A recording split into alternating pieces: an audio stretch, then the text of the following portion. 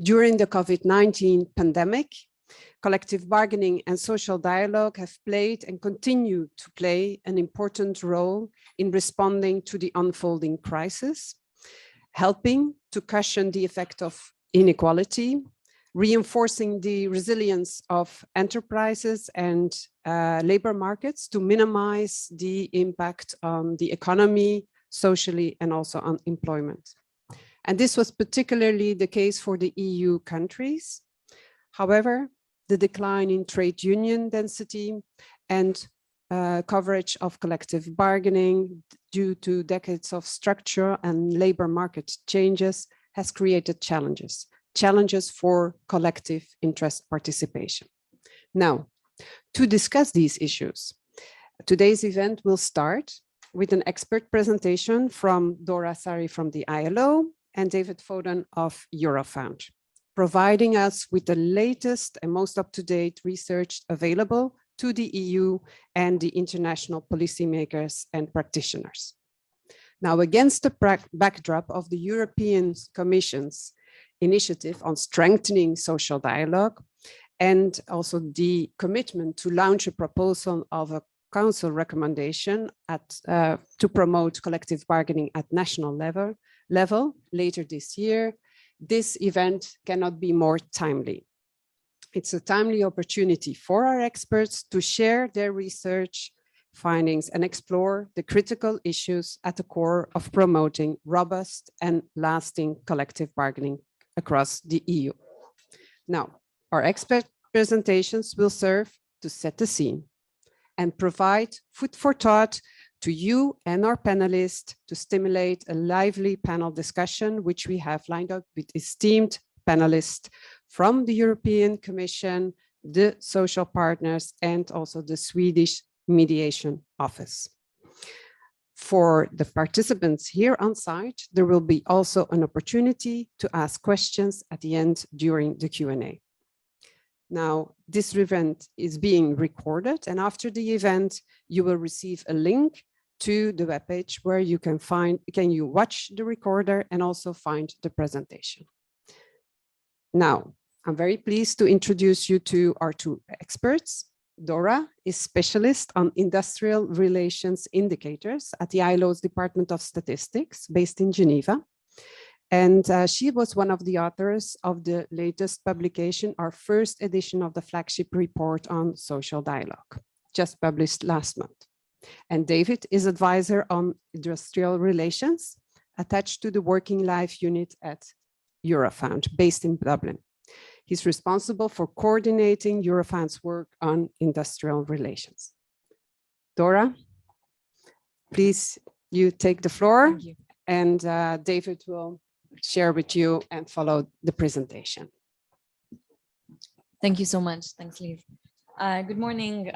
First of all, thank you both for the ILO Brussels office and Eurofound for giving us this opportunity to share with you the findings from the ILO's recently published report. This is the first flagship report on social dialogue that focuses on collective bargaining.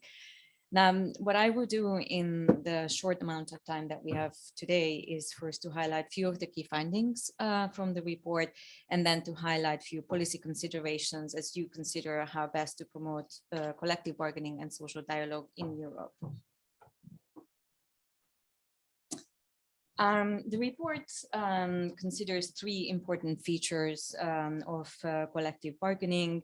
And these three features together hold the key, or at least one of the keys, to the inclusive and effective governance of work. These are collective bargaining as an enabling right, collective bargaining as a process of voluntary negotiation, and finally, collective bargaining as a substantive regulatory outcome in the form of a collective agreement. I will leave you to read about how exactly these dimensions can unlock the door to decent work. But the point that I would like to make is that policymakers and social partners together have a role to play in each of these dimensions. First of all, through ensuring the effective recognition of the right to collective bargaining to all workers. We've seen developments in that regard for public sector workers, domestic workers, migrant workers, but also self-employed workers, and most recently workers in the gig economy. Secondly, in promoting voluntary negotiations in good faith, through either making relevant information available to the bargaining parties or providing mediation facilitation services. And thirdly, in the manner in which collective agreements are applied, for example, ensuring that the necessary checks and balances are in place when extending collective agreements. Now, we know from previous studies that collective bargaining reduces inequality, it can afford inclusive labor protection, and can facilitate regulated flexibility. The ILO report brings recent insights into how exactly this happens across the different contexts, based on the examination of collective agreements in 80 countries. What we find is well over half of the collective agreements that we analyzed, they include provisions on gender equality, either addressing the gender pay gap, affording maternity protection, parental leave, and addressing gender-based violence at the workplace. Now, when it comes to gender pay gap, the report highlights the importance in sectoral agreements of the distribution option, for example, in Austria, equality allowances we find in Finland, Norway, or Sweden. But we also see important developments in using collective bargaining to secure equal pay for work of equal value through the revaluing of work in female-dominated occupations, such as care work. Now, of course, the report is evidence that the examination of such practices and outcomes in collective bargaining agreements are extremely important. They can highlight current experimentations, for example, in the gig economy, but can also put a spotlight on innovative practices that can then inspire bargaining parties in other sectors or even in other countries. Now, it also shows, though, how crucial the public repositories of collective bargaining agreements are for the inclusive and effective collective bargaining. Now, during the pandemic, in countries where collective bargaining was an accepted practice, the report finds significant adaptations of collective bargaining practices, either through the negotiation of short-term bridging agreements or through the postponement of negotiations, but also through shifting to online platform to carry out the negotiations.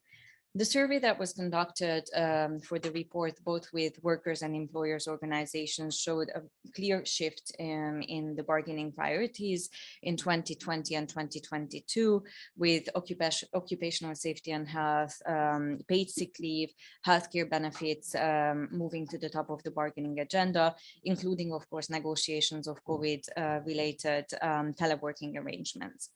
Now, these issues were followed by measures to save jobs, protect earnings.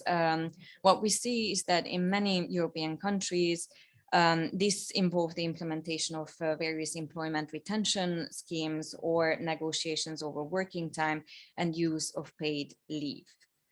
The report also highlights the role that collective bargaining played in mitigating the pandemic's impact on inequalities.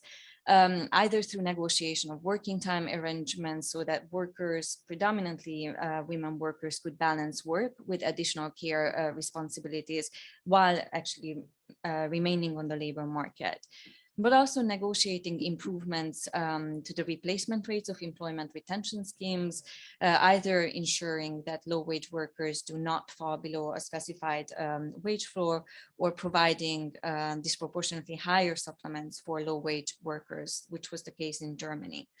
Now, these schemes were predominantly funded through existing sectoral funds, like the case in Austria or Belgium, or through the creation of solidarity funds that were based on contribution both from the employers and the workers themselves. One example for that is France. Now, closing, let me conclude with 4 issues arising from the report that are key to promoting collective bargaining. First of all, the importance of strong and representative employers and workers organizations. The report also examines various strategies to, for example, address the challenges that both workers and employers organizations face in attracting and maintaining an increasingly diverse membership. The second is the effective recognition of the right to collective bargaining to all workers. In light of the transformations that are currently undergoing, it is all the more important to review existing regulatory frameworks in order to ensure that they do provide legal clarity and certainty for those workers. Third, measures to promote collective bargaining. As I mentioned earlier, this would include facilitation and mediation services, but also provisions of information, whether to encourage coordinated bargaining or to inspire practices. And finally, promoting social dialogue at all levels. And with this, I think I'm at time, and I hand it over to you. Thank you very much, and good morning, everybody. I'd like to pick up on the points Dora has made about the important role played by social dialogue and collective bargaining on the basis of the global research the ILO has conducted, and try to relate that to the European context and the research we've done in Eurofound.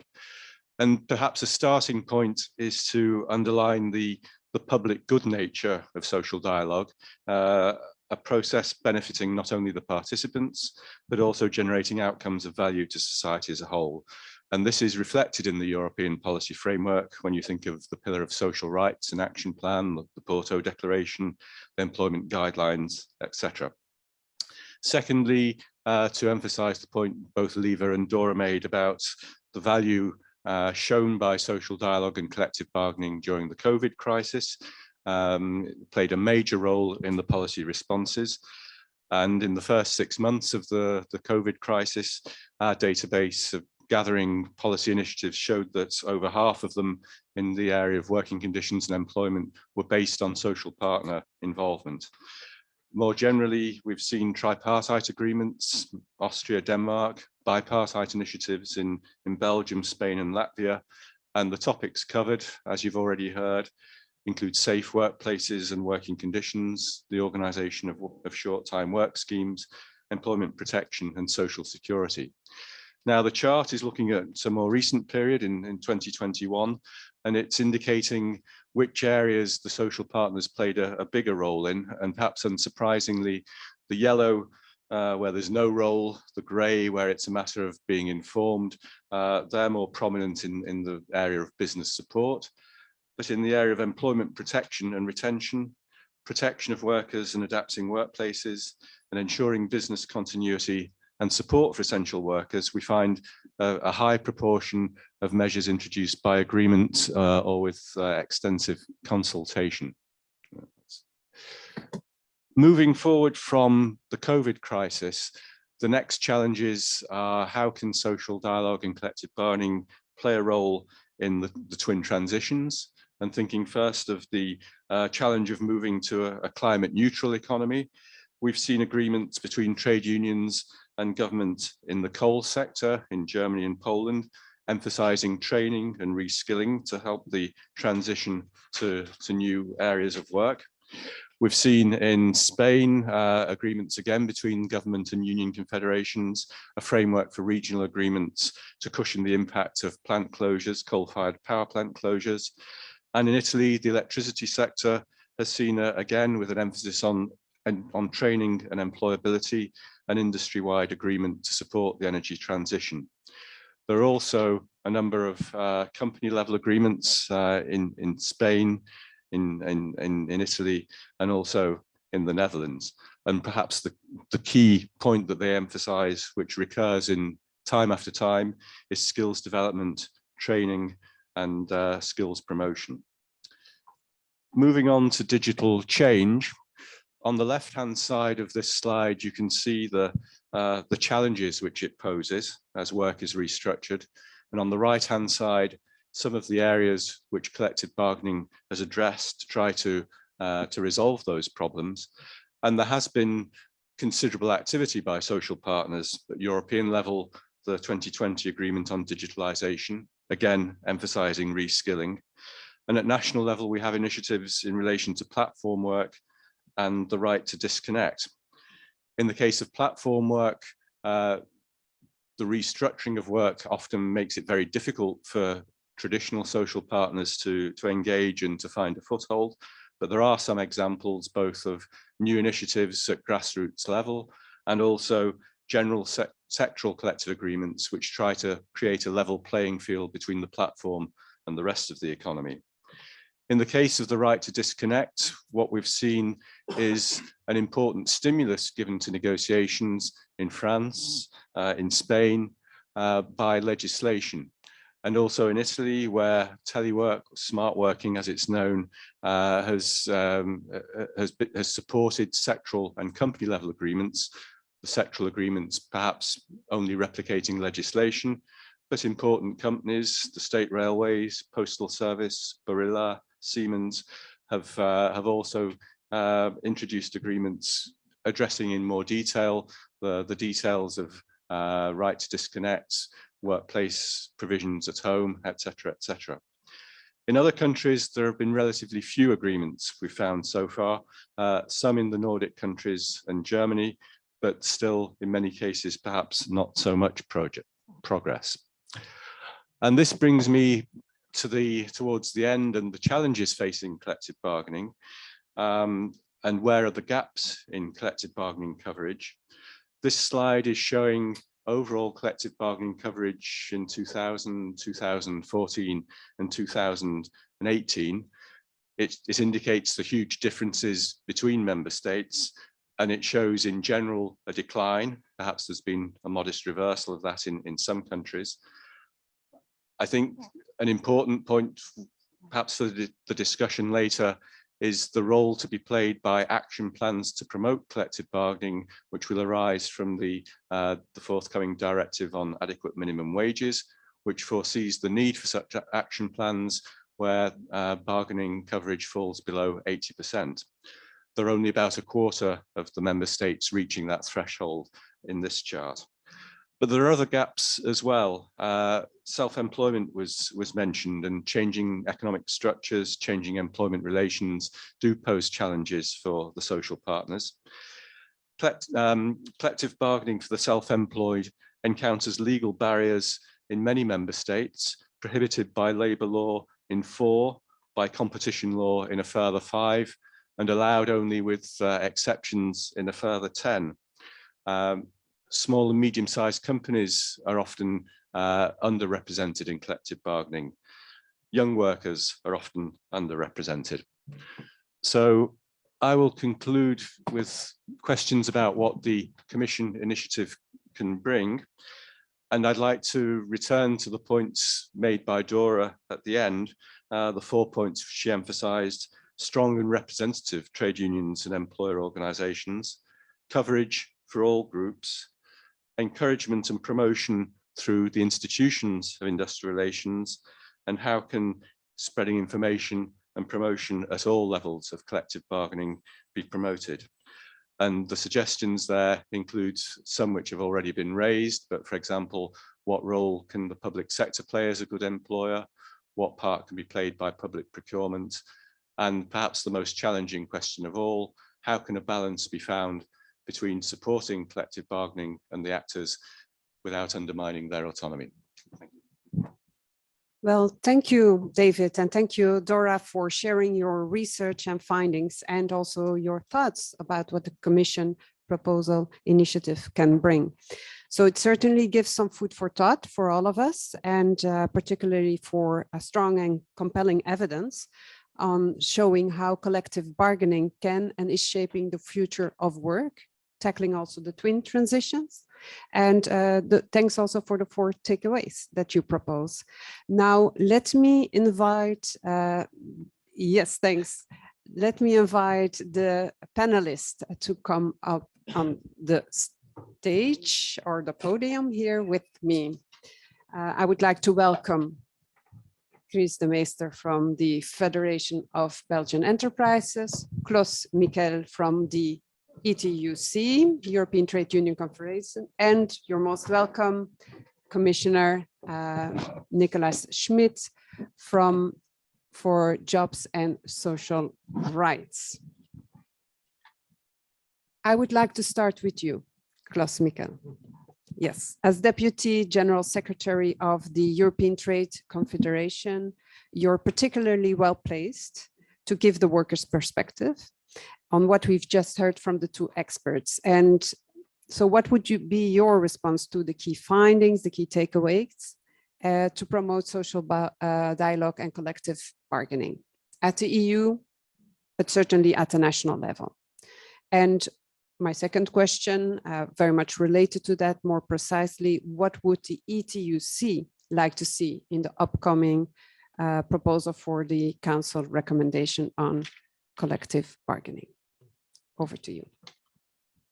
Thank you very much, and thank you for having us here and for arranging this workshop today. And one of the main takeaways, I think, is how important social dialogue and collective bargaining is in terms of being a problem solver, of addressing problems that arise on labor markets, but also in society as such. And I've been doing trade union collective bargaining for almost, well, a little bit more than 20 years. And for a long time, it was always perceived as collective bargaining was, in a way, part of the problem. We were obstacles to free movement of things. And what we find today in this debate, I think, is that the fact that collective bargaining is part of the solution and not the problem. I think that's a very important takeaway and a shift in the debate that's taking place. Very much thanks to this commissioner, by the way. So it's just not solving technical problems. I think that's coming up here. I mean, we have COVID, we have addressed that with collective bargaining in a number of different ways that was presented, but we also have the green and digital transitions. So there are important aspects there, but what was not mentioned maybe, but certainly is there, is that we also, through collective bargaining, can address distribution problems, inequality, and I think those are important factors as well. But also, I think, the political movement within our societies, populism at large. I think one of the most important ways of addressing different things are through collective bargaining. So it's so that you use a key to illustrate as a metaphor. I was thinking about it when I was sitting there, like a Swiss Army knife. You can it's much easier to fix a bike with a Swiss Army knife rather than the hammer of the market. So that's just something that struck me sitting there.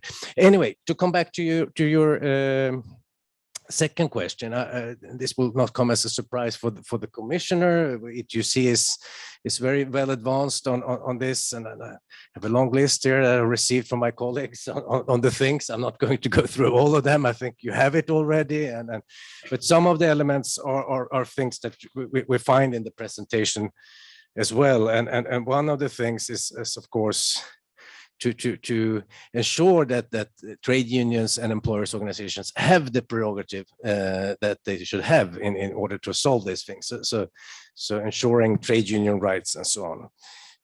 We also think that there are need for dedicated. How is the time, by the way? Am I talking too long? No, not good. And 2 minutes. Oh, good.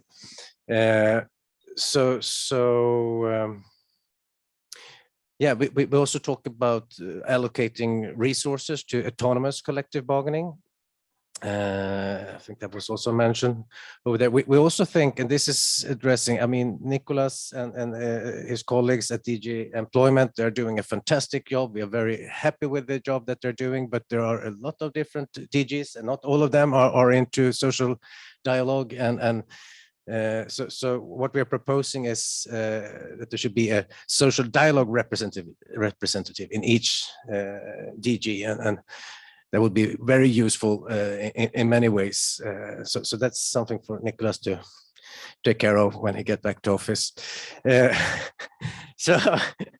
And then we're also talking, it's very similar to the things that was up here, increased capacity building and funding.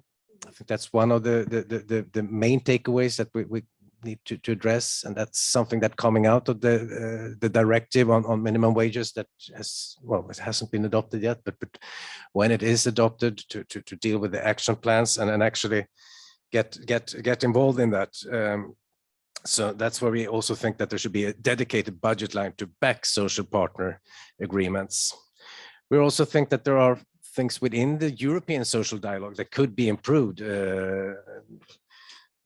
So one experience that we have as social partners right now is that some of the meetings are maybe a little bit too much talking by the Commission and could be more talking by the social partners and so on. But there are ways to improve the Tripart Social Summit and so on. But we have this list. We're happy to share it. It's a lot of things, and I think we're going to come back to these things in the discussion. Thank you very much for now. Well, thank you, Klaus Mikael.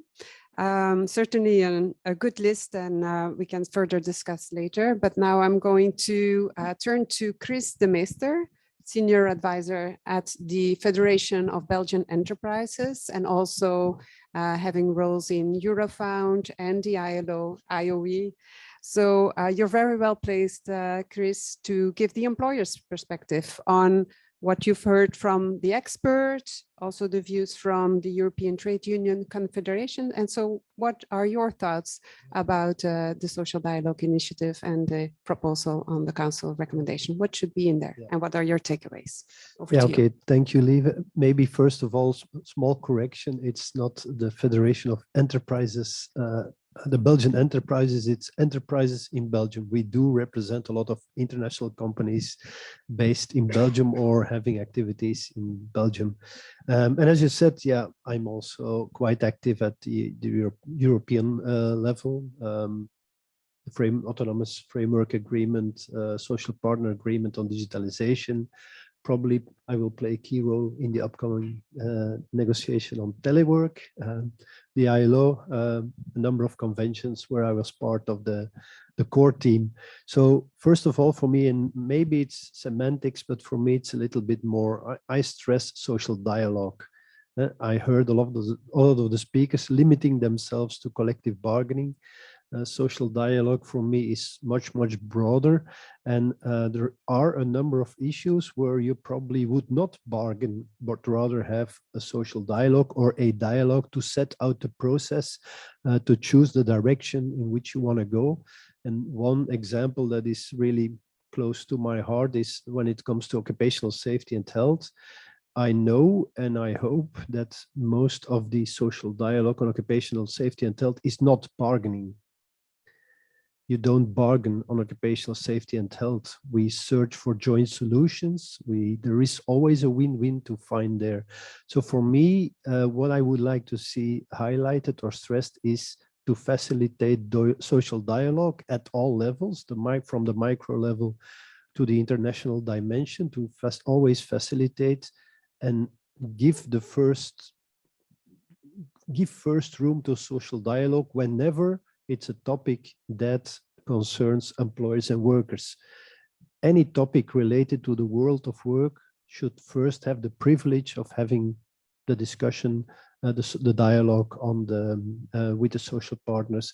And in some cases, of course, there is an obvious tripartite involvement when governments also play a role. And then what is key for me is that governments or authorities refrain from action or even from already setting the boundaries before you give the opportunity to the social partners to start their discussion or exchange of information, all elements of social dialogue. What I would like to see is that governments see their role as the initiator. Maybe the word catalyzer is the best word. A catalyzer is a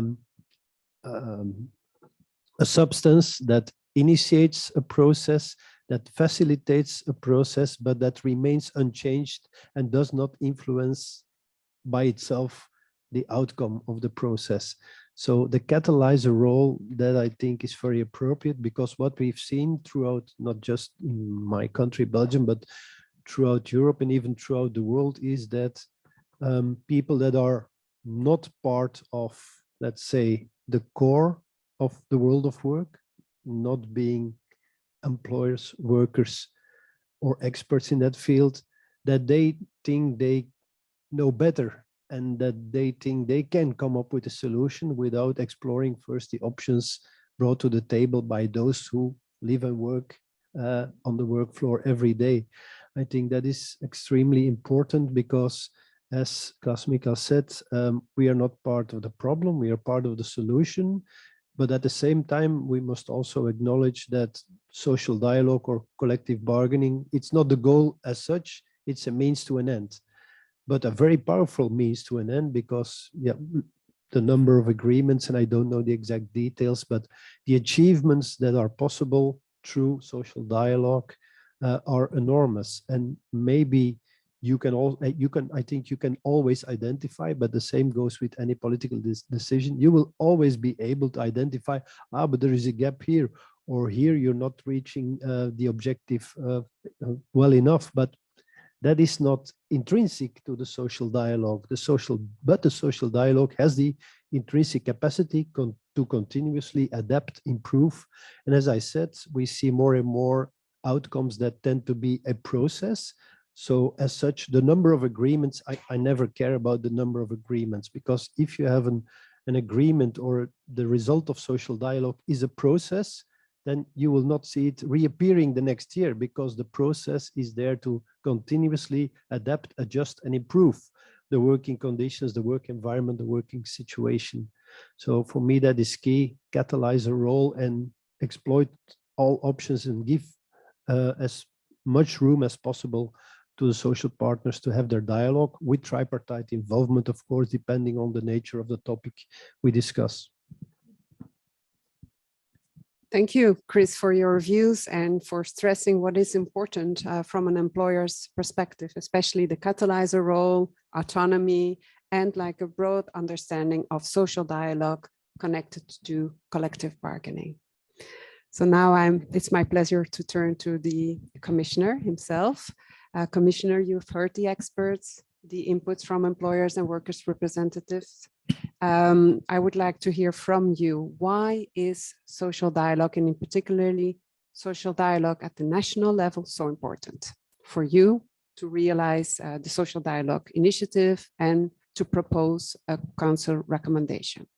Over to you. First, thank you very much for organizing this meeting, this conference, this exchange. We are indeed at a very crucial moment also in terms of social dialogue. The economic and social context is very particular. We have gone through the pandemic where social dialogue has been very useful to solve a lot of issues, a lot of problems. And we are now facing new difficulties with inflation, prices going up, with the question of wages. So I think it's very topical to discuss this. Well, I think that Europe stands for values.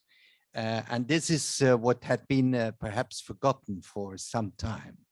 And among these values are social values. And I think what has been done in 2017 with the pillar of social rights, we have put these social values again on our European agenda. This had been a bit, I wouldn't say forgotten, but at least neglected too much, with all the consequences which have been mentioned, social, economic, but also political consequences.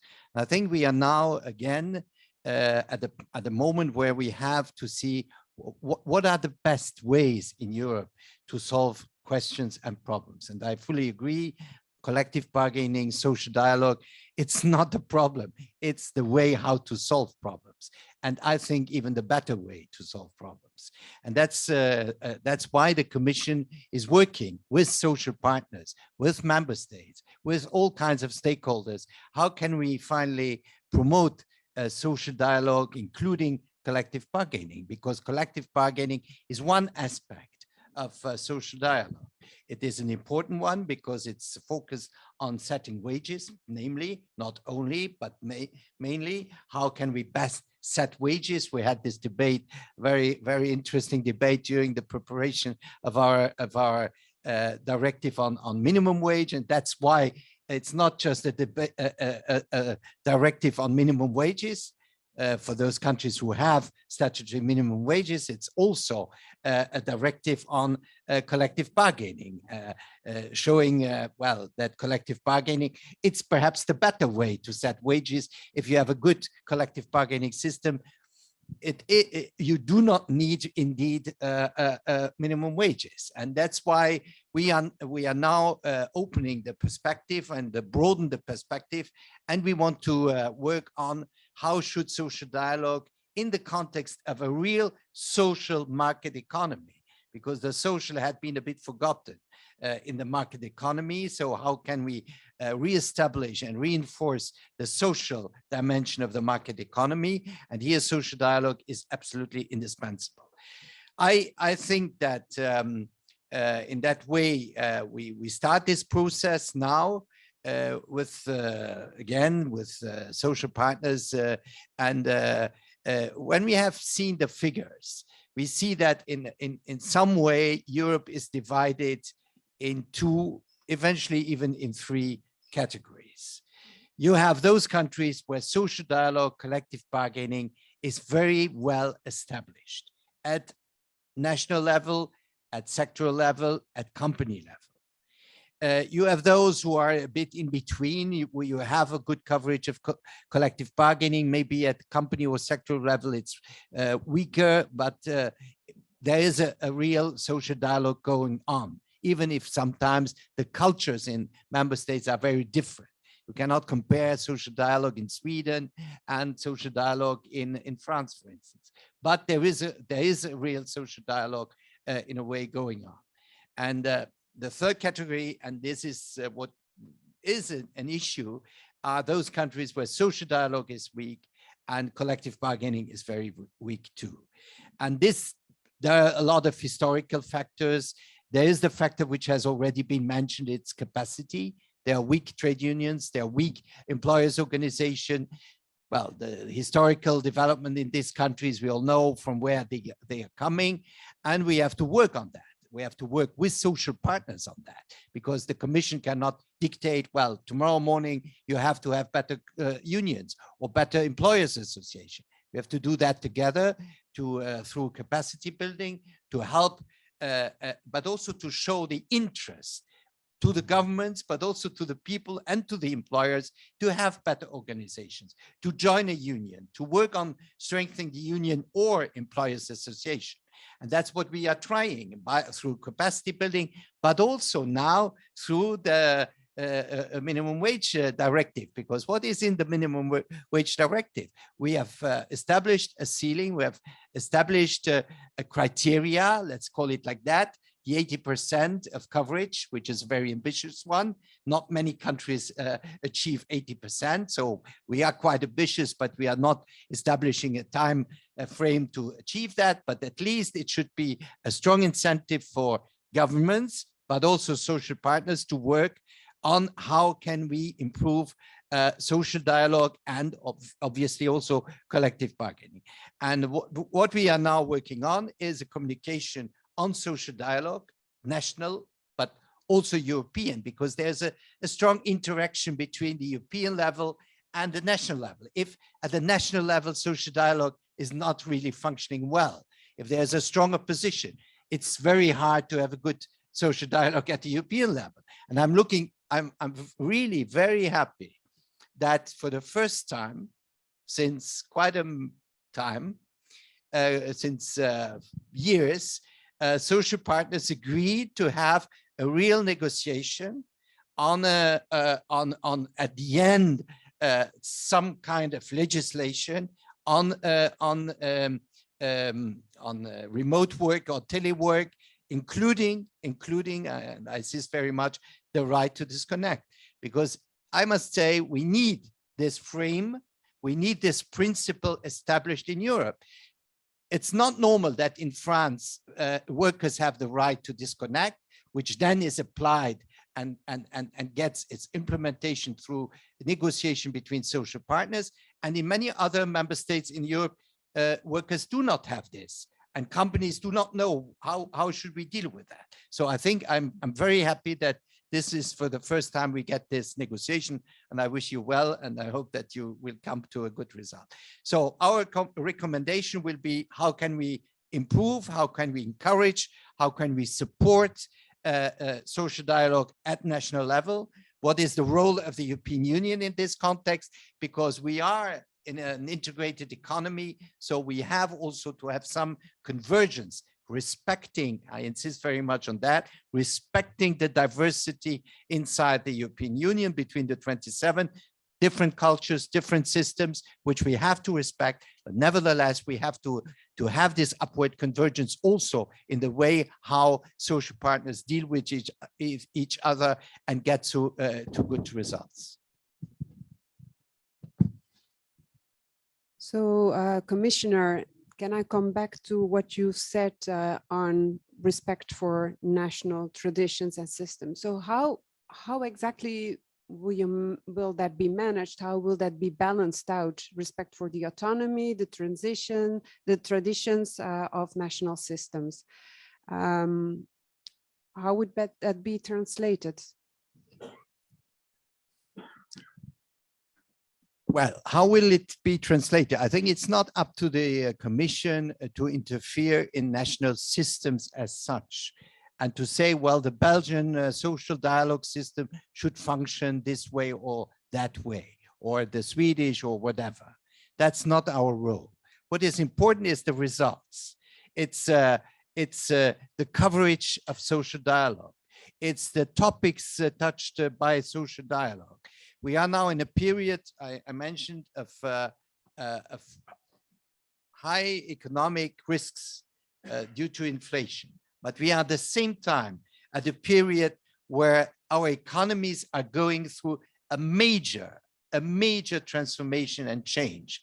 The greening of our economies, which means for a whole very important sectors, major transformations, also in the world of work, in skills. So skills, for instance, how can social partners be involved in the skills policy in the companies? How can social partners be better involved in promoting apprenticeships? Now, every country, every member state wants to promote its apprenticeship system, because we know that transition from school to work, the way how we train young people, and also those who are a bit less young, apprenticeship system, vocational training is of essence.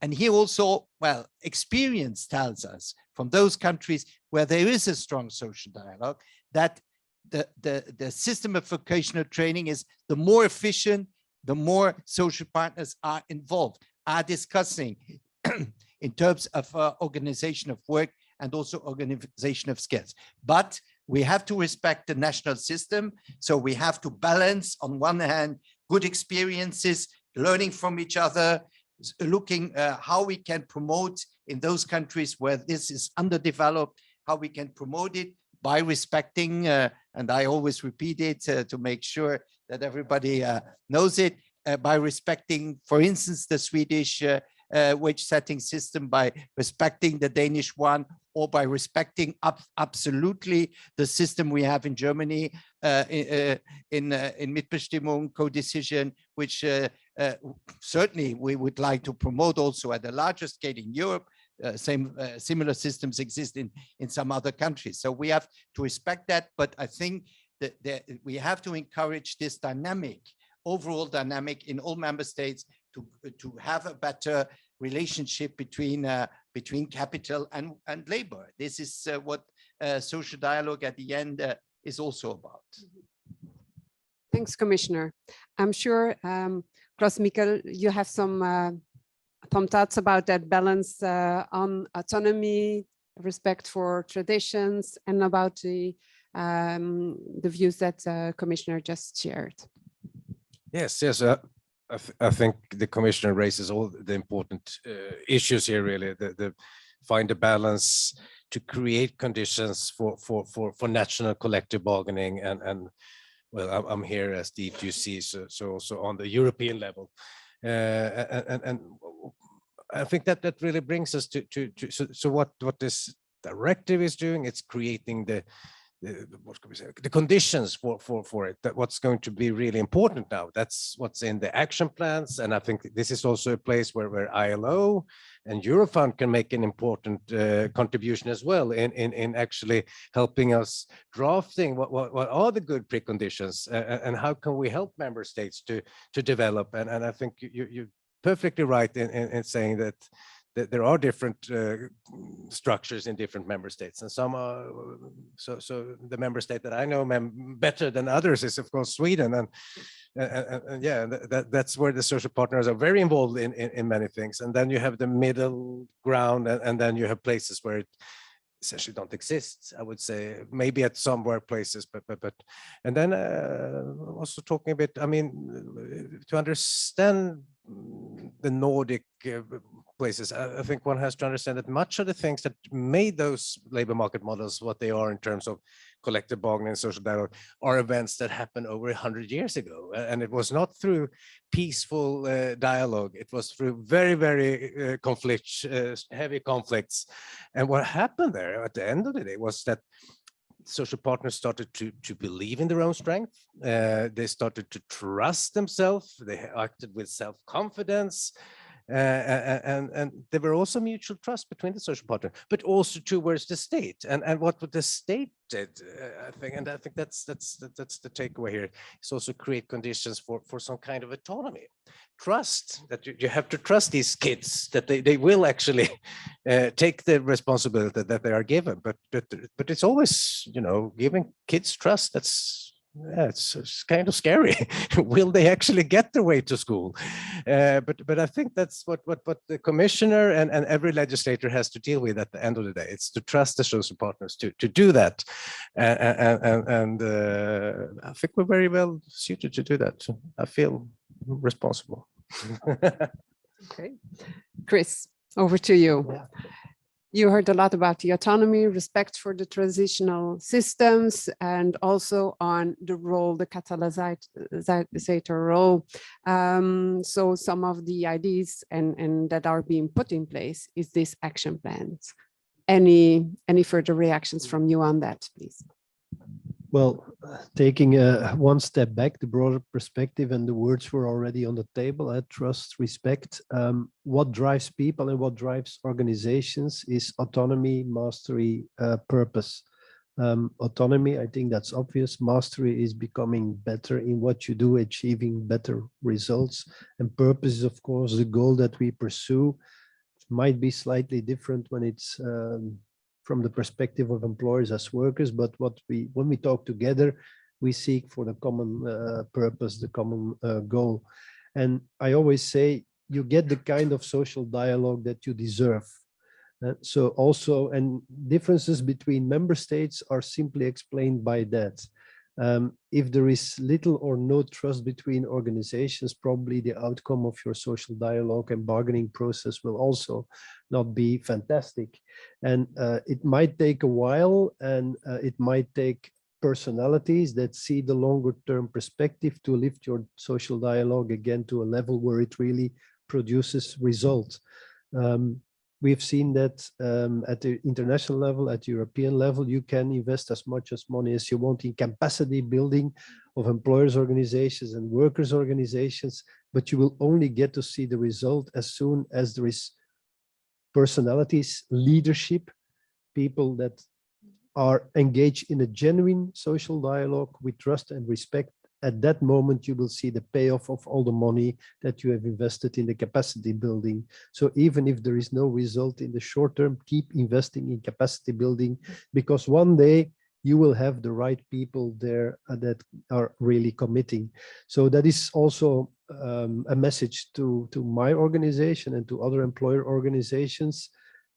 Always go for the longer term perspective. As social partners, we are bound to work together for a longer period of time. There is no election every X years. We are bound to work together, so we have to see the longer term perspective. If you go for the low hanging fruit, if you do cherry picking and then think, okay, for the rest, we will do political lobby to achieve our results, you will never reach the level of trust that is needed to have a strong social dialogue in the long term. So that is my key message and my key takeaway. And also, if I may, one example, we should be able to search the best result for a certain objective. So connectivity, I deliberately do not say the right to disconnect, but problems related to connectivity. What is the goal?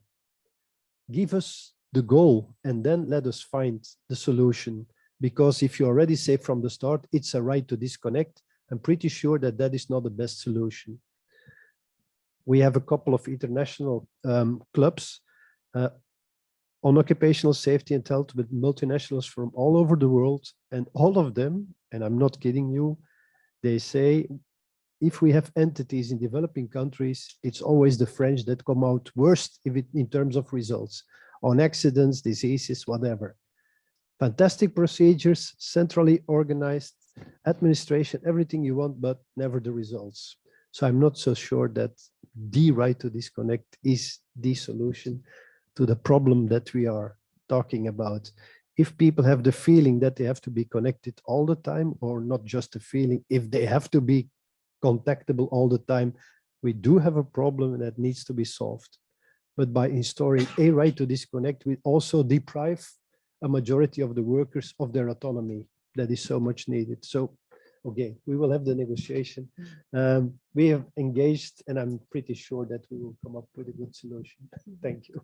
Okay, so a negotiation that promises to be interesting, at least, with balances to be found. But also, as you indicated, action plans, one key feature of these future action plans at national level should be on strengthening capacities of the social partners themselves. And I guess that you all agree on that specific point very much.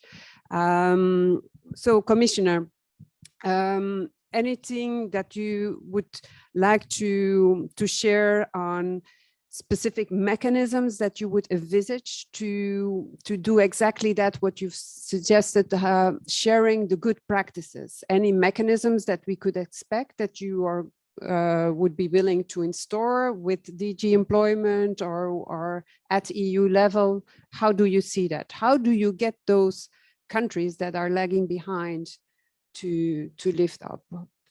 Is there a mechanism you're thinking of on good practices? Well, I would say there's no easy solution, because as Klaus Michael has said, it took some years or some decades under not so easy conditions to achieve what has been achieved in Sweden. In Germany, it was a bit different. The system was built up after the war. So every country has a different experience. So there is no easy solution on that. And we cannot say, well, from tomorrow on, Romania will just function like Sweden. This is not possible. But I think I agree that there is a need for leadership. And I think that we have to support leaders coming up. And it is also the interest in member states to help organizations on both sides to produce good leadership.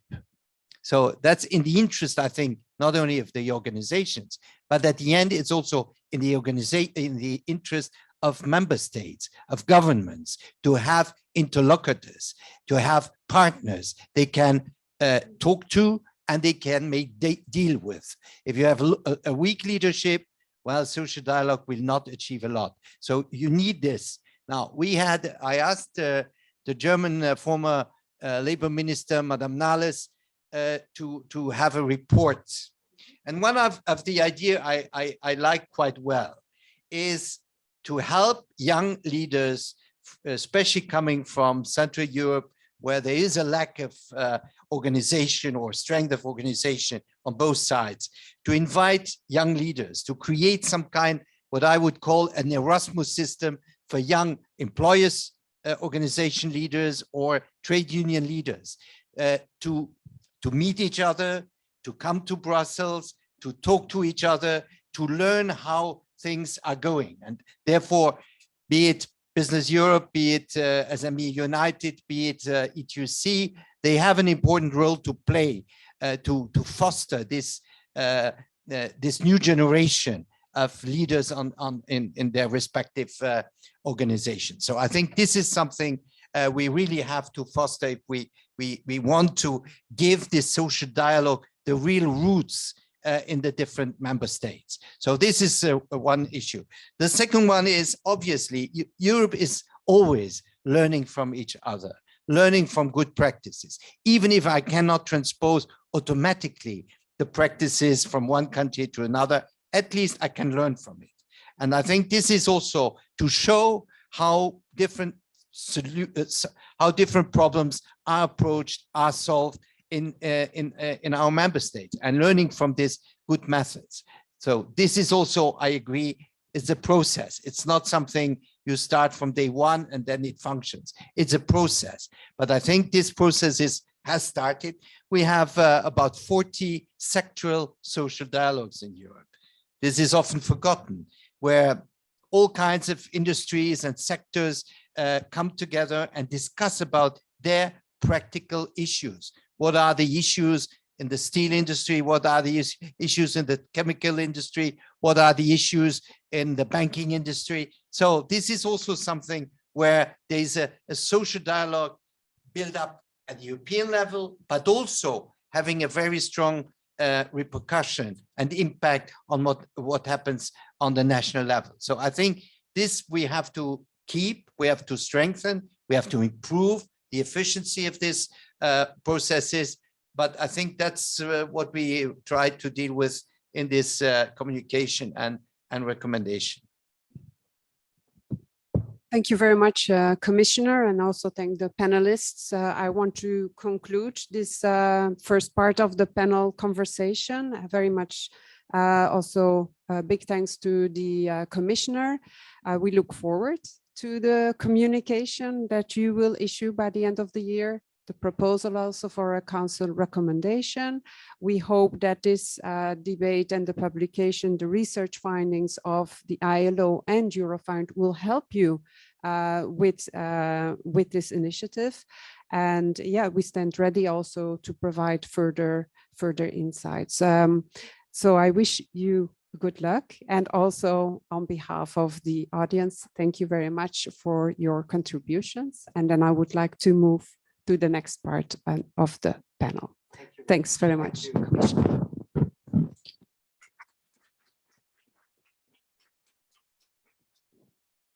May I now invite Ms. Irene Winnebo, Director General of the Swedish Mediation Office, to come to the stage.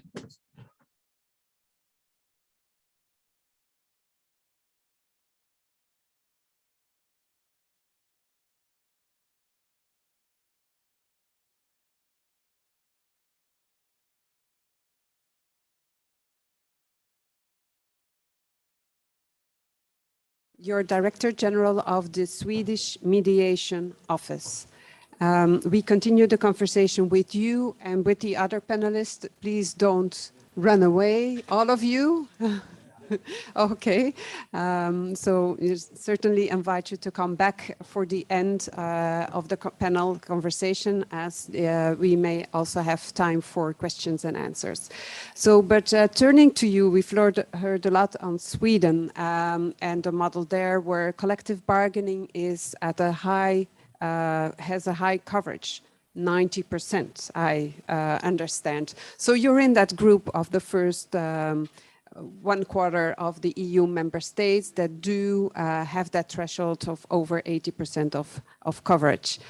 What is the secret? Why is this? And yeah, can you explain that? That's a really good question. And we can see that this 90% has been on a very stable level for a long period of time. And then you can think that we have a very rigid labor market, but that's not the case. We have a lot of startups in different. Oh, sorry. Yeah, I'll do it again. We have around 90% coverage for collective agreements, and it has been on a very stable level. And then people can think that we have a rigid labor market, but that's not the case, actually. We had a lot of startups in different sectors, and when startups seldom begin with a collective agreement, but after a while, they are getting one. So we can see that in sectors with a lot of new companies, the coverage is a little lower, but then they become established and a more normal part of the labor market, then we have a strong increase in the coverage. And I would say that it's some different factors behind this development. First of all, trade unions have in principle unrestricted possibilities to have industrial actions against companies without collective agreements. So you need a collective agreement to be sure that you don't have any industrial disputes on your workplace. And then also the employees' organization is rather attractive for most companies. So a lot of companies choose to become a member of an employer organization, and then they also, in most cases, there are some deviations from this pattern, they need to have a collective agreement. And then another reason why we have this situation is that the collective agreements are rather flexible. They adapt to different workplaces and different sectors. You can do local deviations. So we don't have a model that one model fits all, but we have really different collective agreements in different sectors. And the fact that we don't have any legislation, that all these collective agreements really is a part of the social dialogue, it makes it important for both the employees and the trade unions that the collective agreements are attractive for all workplaces. If they aren't that, the employers and the employees don't want to have a collective agreements. So they really try to adapt these collective agreements to the possibilities in different sectors, I would say.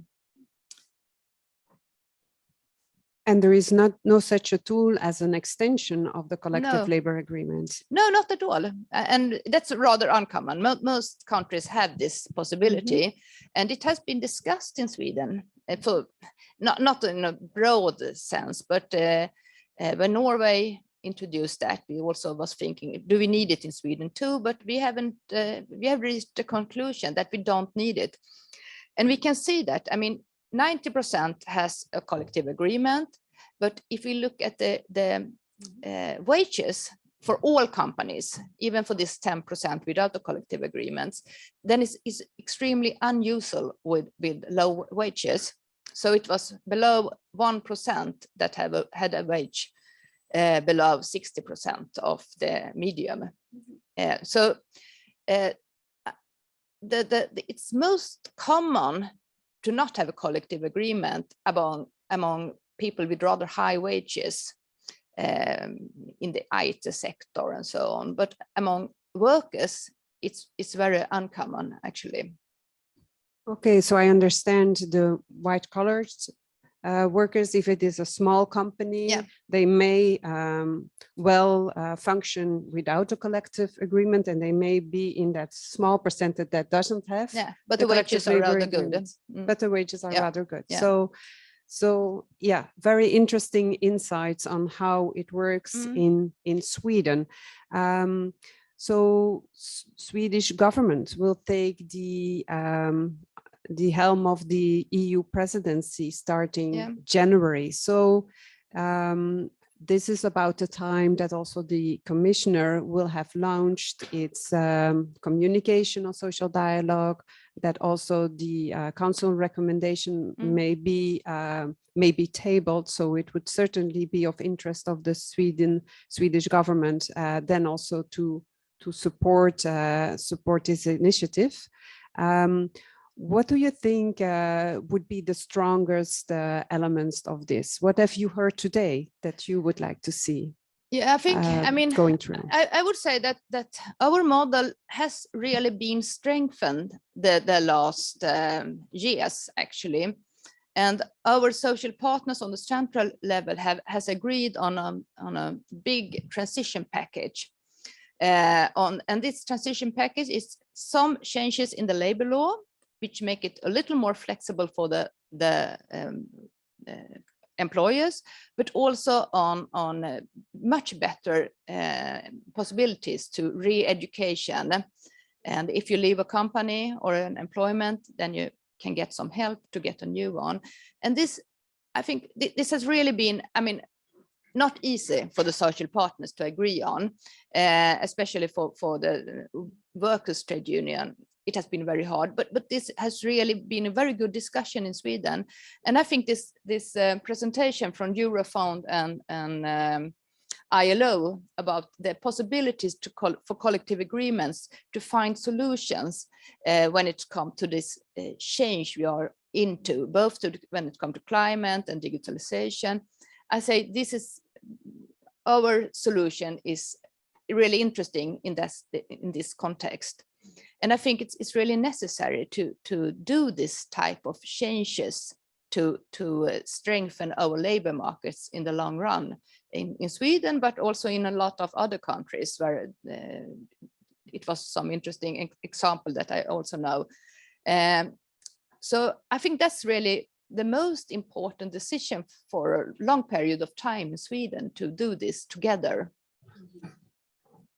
So if I understand well, good practices are also for you to share and to learn from others. Yes, exactly. In what's upcoming, and for your country, your social partners to evolve and also prepare for the future of work. Yeah, exactly. And I think you need this acceptance, both from the employers and from the employees, to do these changes that we really have to do in the future. Mm-hmm.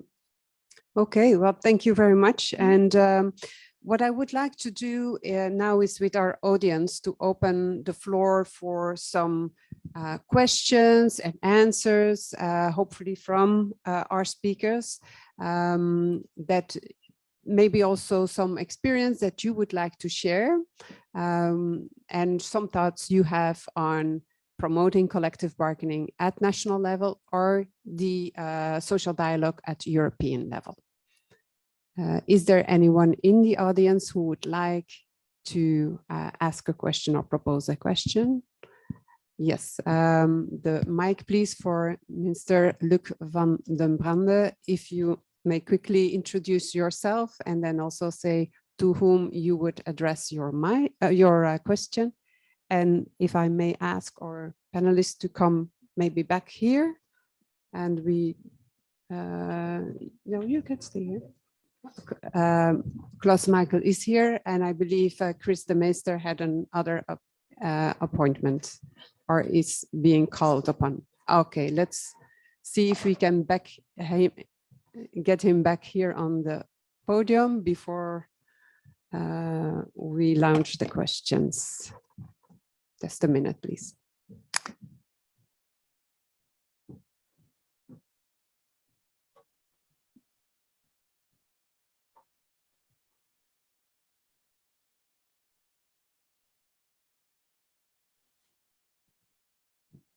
Okay, so I'm going to advance as he may be joining in a few moments.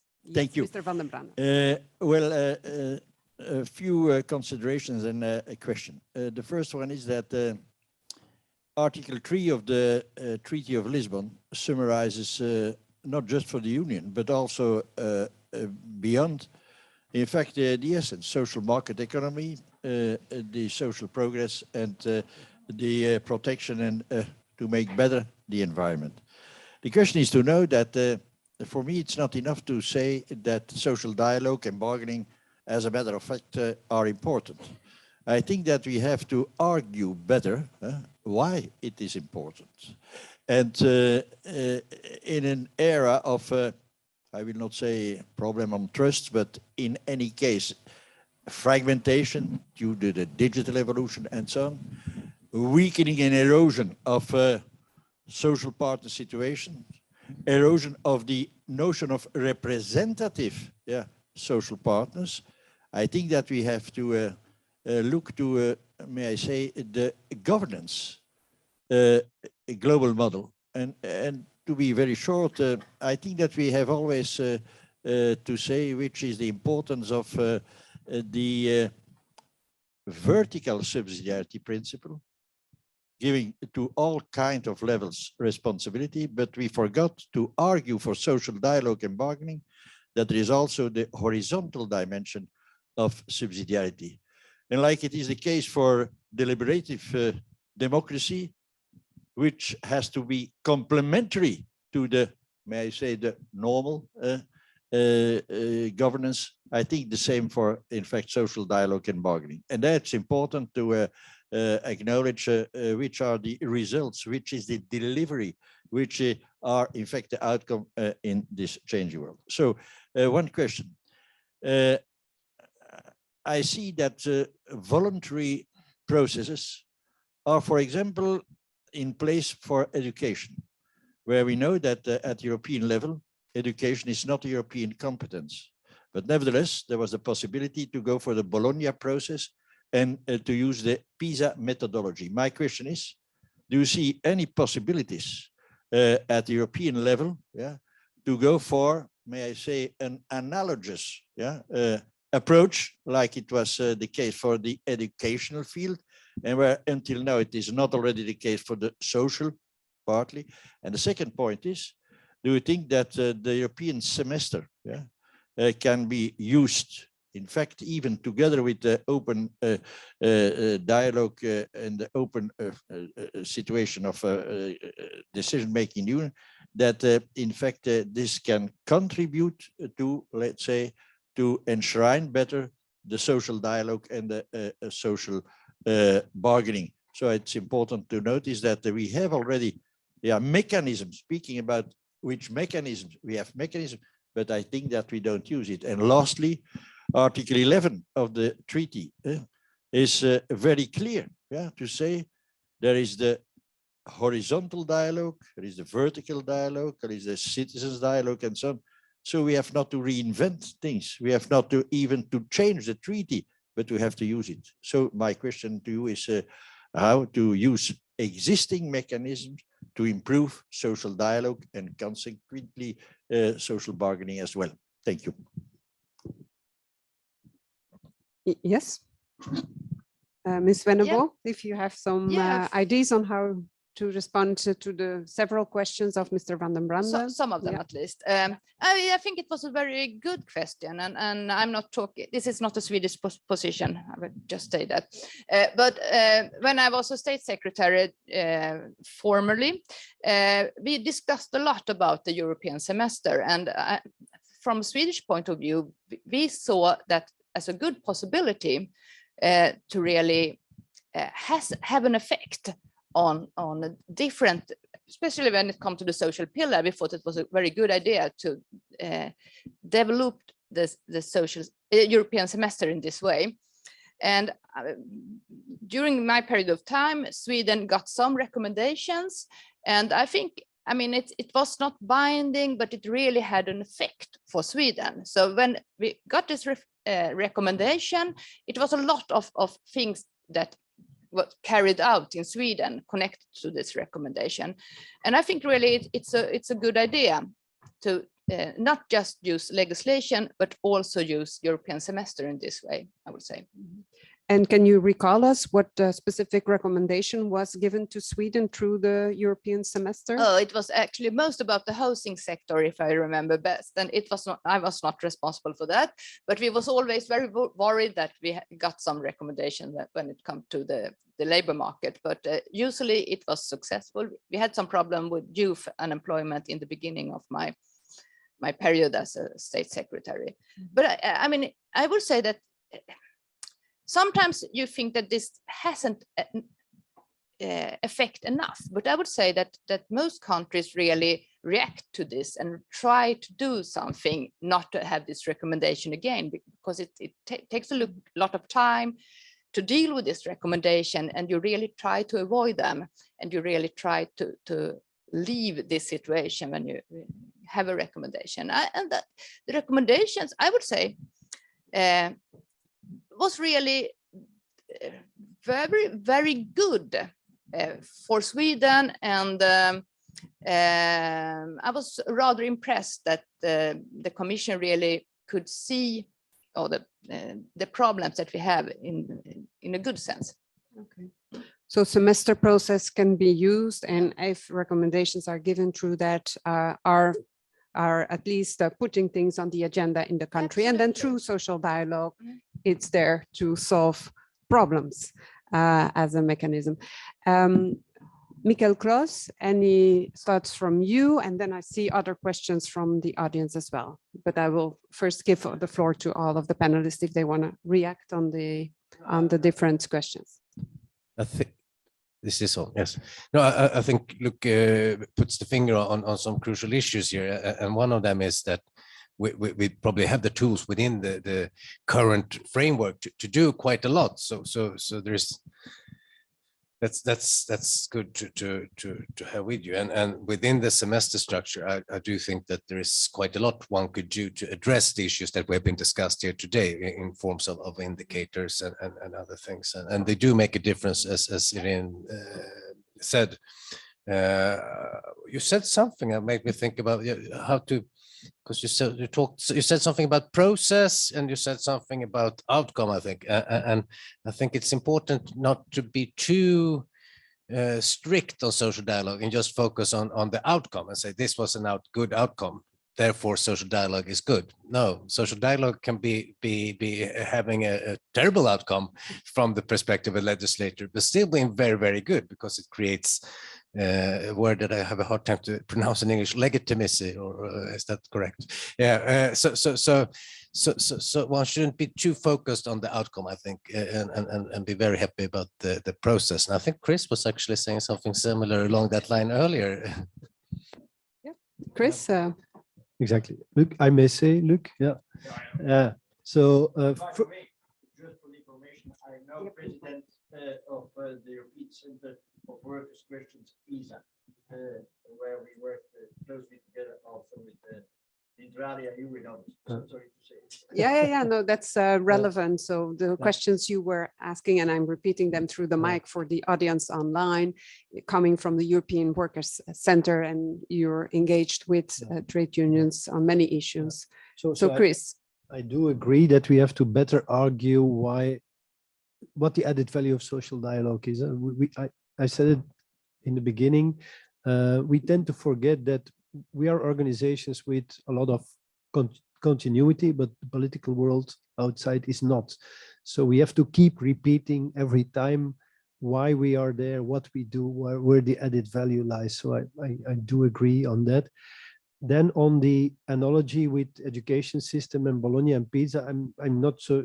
Do you have particular topics where we could create an analog process, because of a lot of the things we are dealing with are in the competency of Europe. So most of the things, for example, I'm dealing with, we don't need an analog process because we are part of the European competency level.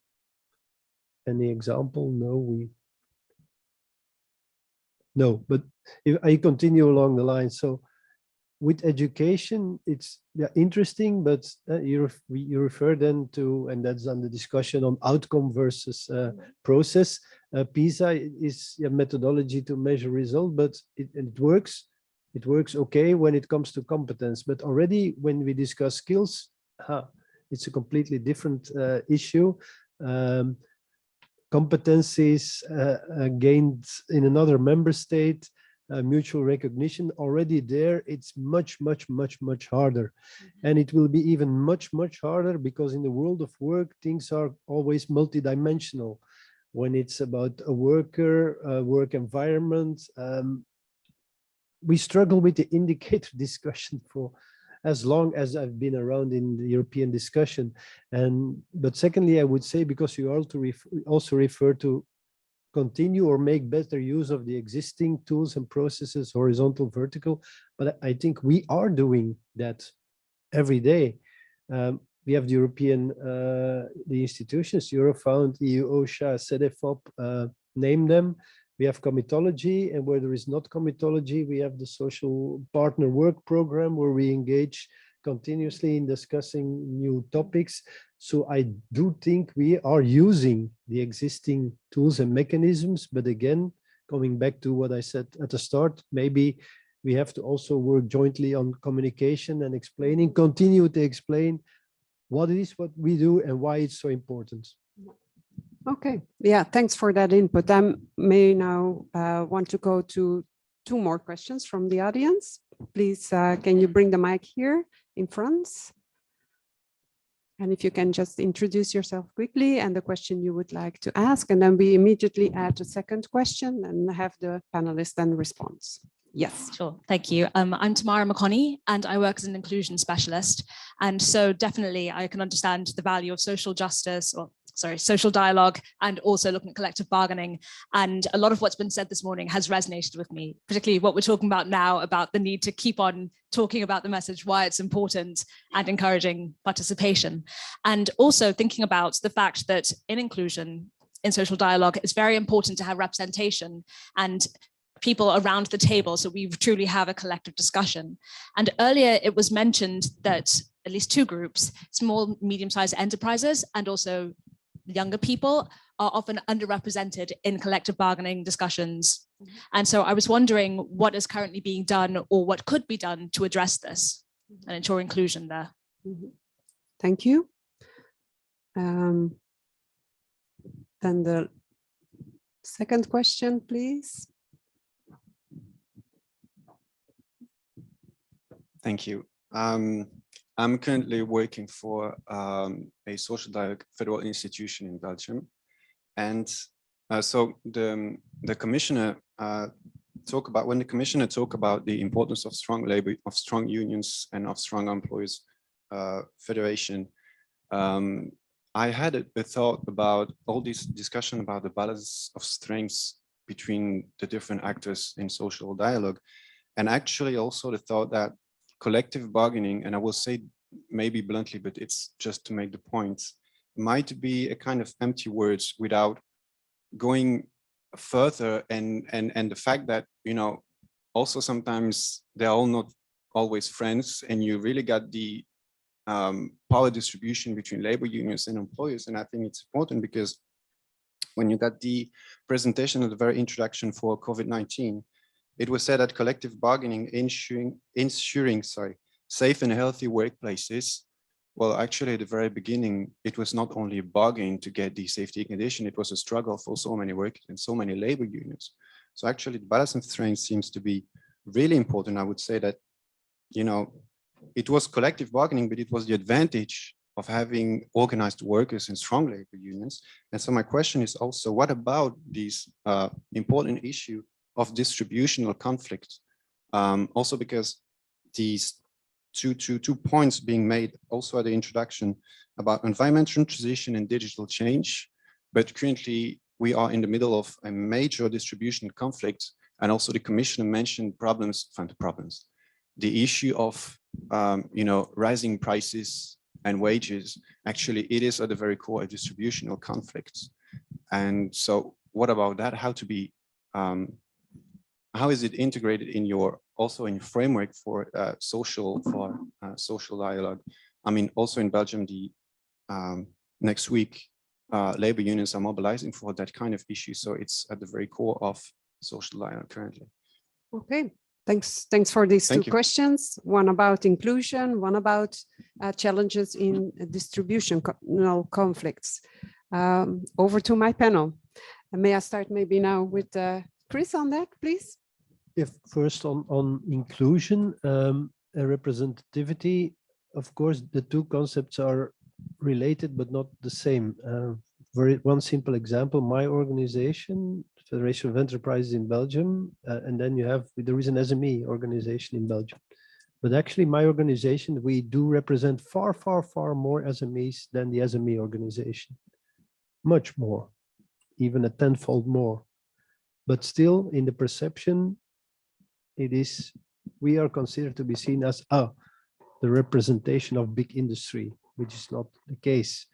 And if you see in our own internal structures, of course, you will see that the SMEs, of course, have their voice, but you can never expect them to have the same visibility because they simply do not have the time to even be available for interviews and so on. There we have people from the bigger organizations who in their role as a CEO, or I don't know what role, have time for that. So we do, in terms of representativity, we do cover all those members, young entrepreneurs, as well as whatever age they might be, only in the perception, of course, because yeah, representativity and the face to the outside world is not always the same. Some organizations choose to have only one speaker to the outside world. And if that person is white male in his 50s, that doesn't mean that the organization beneath is not inclusive or representative. So but that's a challenging one. And compared to other employer organizations in the world, we were one of the first to have CEO female and coming from an SME. But again, as I said, that is a difference between perception and the actual structure of the organization. We have installed Young Talent in Action program, not only for young entrepreneurs, but also for future entrepreneurs. So inclusion in terms of looking at our labor market, there is nobody in our structure that does not realize the importance of having an approach that is as inclusive possible. But only you will not always see that in the outside world, because that's how organizations are structured. The distribution problem, this is always a challenging discussion, because you have the micro, the meso, and the micro level. A lot of the things we are discussing at the macro level and seen as being disruptive or in transition are absolutely not at the micro level. In a matter of fact, in most of the enterprises, it is not seen and not perceived as there is a digital revolution going on.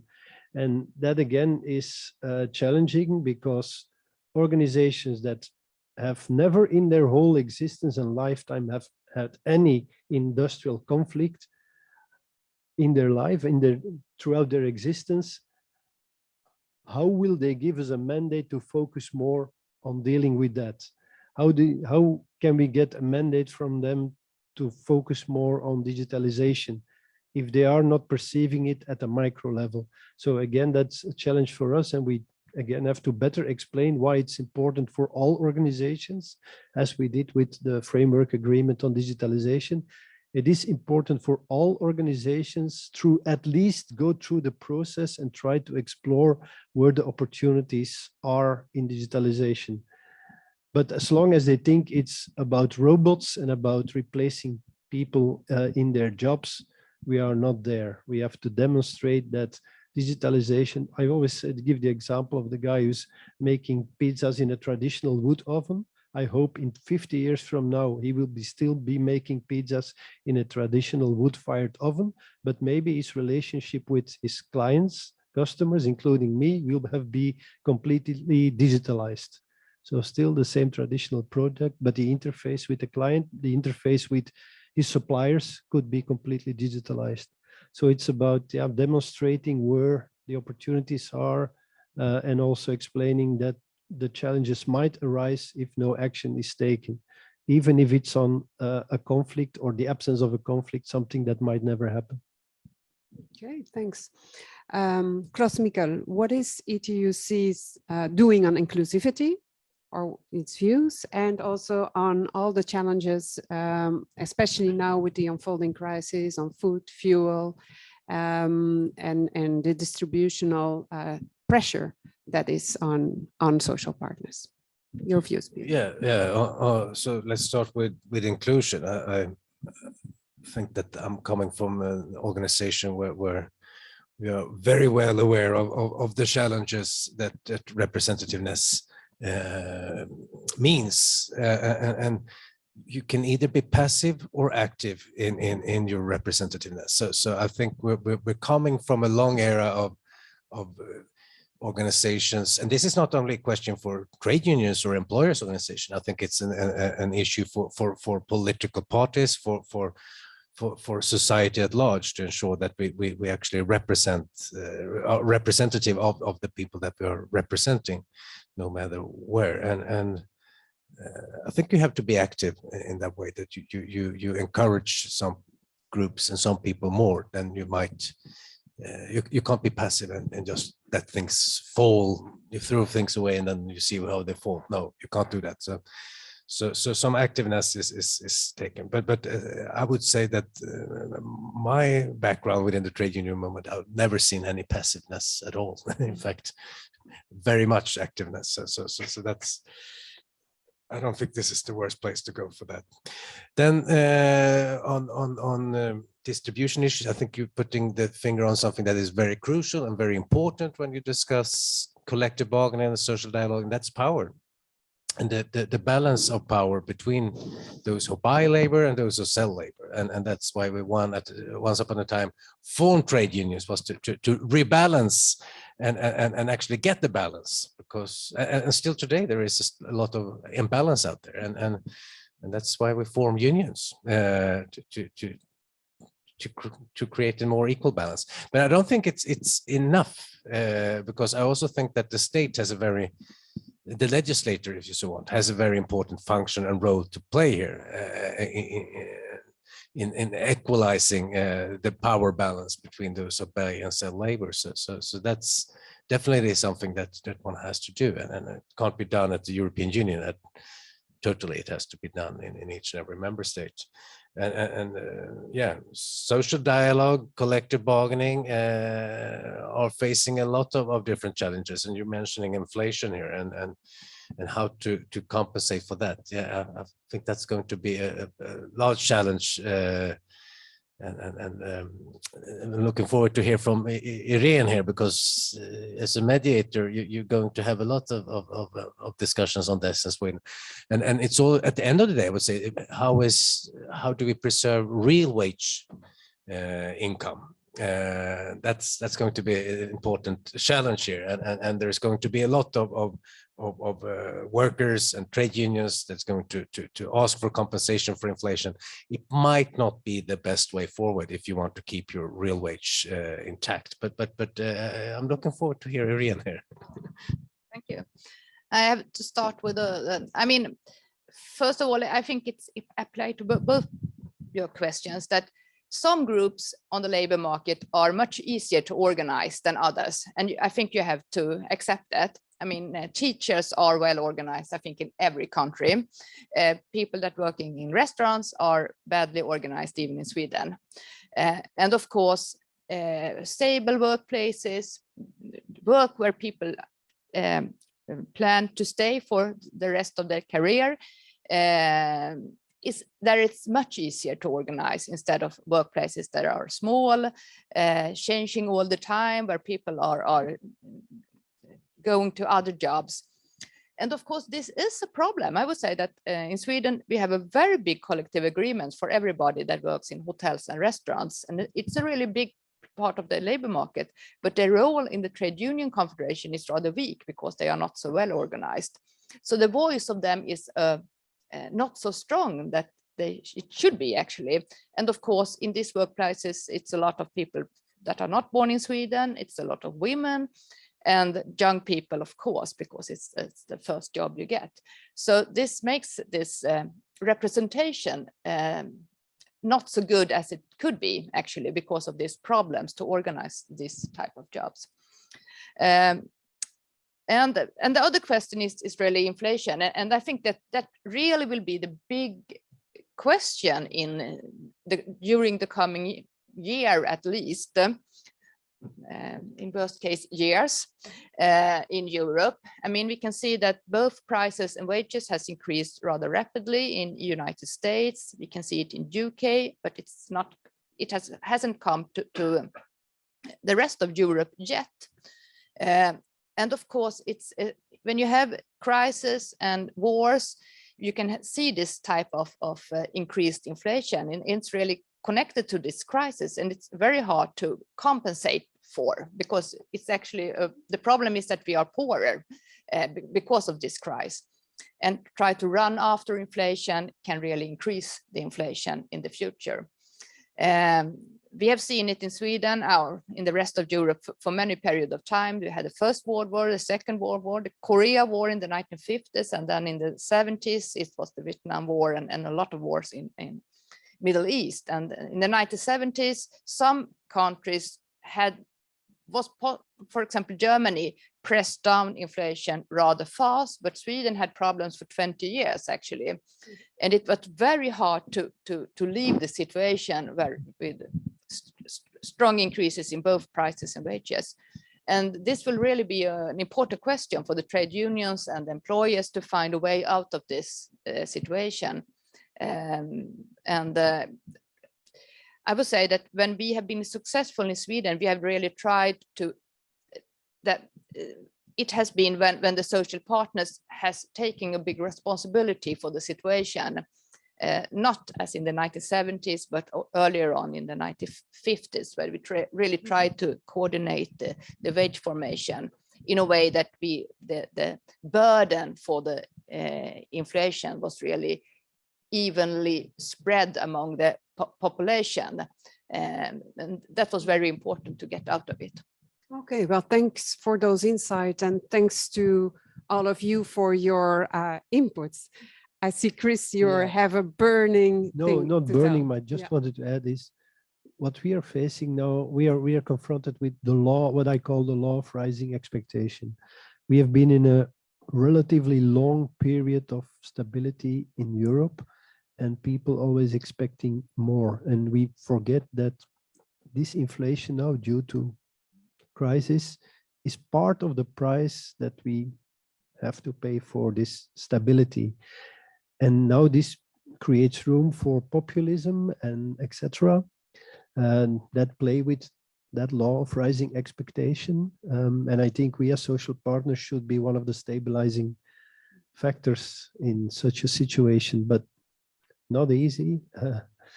But okay, we should not give room to populism, of course, to exploit this, because, yeah, as I said, let's never forget from a historic perspective what we have achieved in the past 50, 60, 70 years. Okay, well, thank you very much. I would like to conclude now our session. A few takeaways that I would like to share with you, at least for social dialogue and collective bargaining to continue to be successful, and for all EU member states. What came out was that strengthening of the capacities of social partners is very much needed, as well as effective recognition of collective bargaining for all workers. Think about those that are maybe less representative, more difficult to organize, or are not just in a gray zone.